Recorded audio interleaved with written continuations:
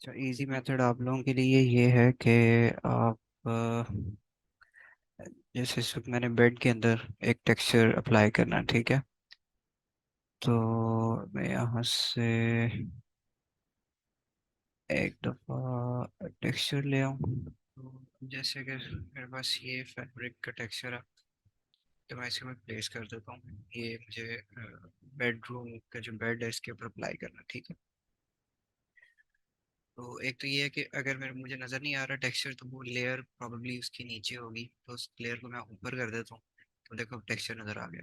लेकिन अब इस टेक्सचर का साइज़ बहुत बड़ा है, तो मैं पहले कंट्रोल टी करके इसको उसका साइज़ कम कर लेता हूँ। और मैं ये चाहता हूँ कि ये जो मेरे पास बेड की ये जो चादर है, इसके ऊपर ही सारा आ जाए ये टेक्सचर। मुझे अपने सिलेक्शन टूल से इसको सेलेक्ट करना है, तो एक सिलेक्शन टूल से मैं इसकी सिलेक्शन कर लेता हूँ। लेयर मैंने गलत सेलेक्ट कर दी है, इस वजह से मेरी सिलेक्शन गलत बन गई। तो नीचे वाली लेयर, ब्लैक वाली लेयर है, उस पर मैं आके सिलेक्शन बनाऊंगा। जैसे अभी सिलेक्शन बन गई, ठीक है। और ये छोटा सा पार्ट रह गया, इसको मैं सेलेक्ट कर लेता हूँ। ये सेलेक्ट करने के बाद अब मैं अपने क्लॉथ मॉडिफ जो मेरा टेक्सचर है उसको मैंने एक्टिव किया। क्लॉथ की लेयर पे आया, ये जो फैब्रिक की लेयर है इसके ऊपर आया।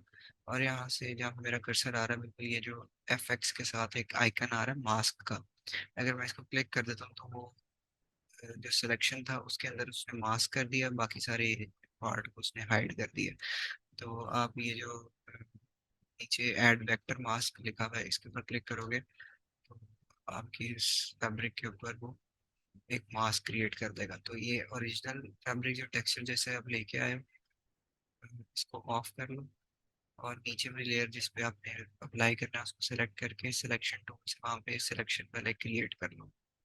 ये करने के बाद आप अपने वापस टेक्सचर की लेयर में आओ, उसको एक्टिव करो और उसके ऊपर ऐड वेक्टर मास्क अप्लाई कर दो, तो ये आपका वो टेक्सचर क्रॉप कर देगा, यानी कि उस पर मास्क अप्लाई कर देगा।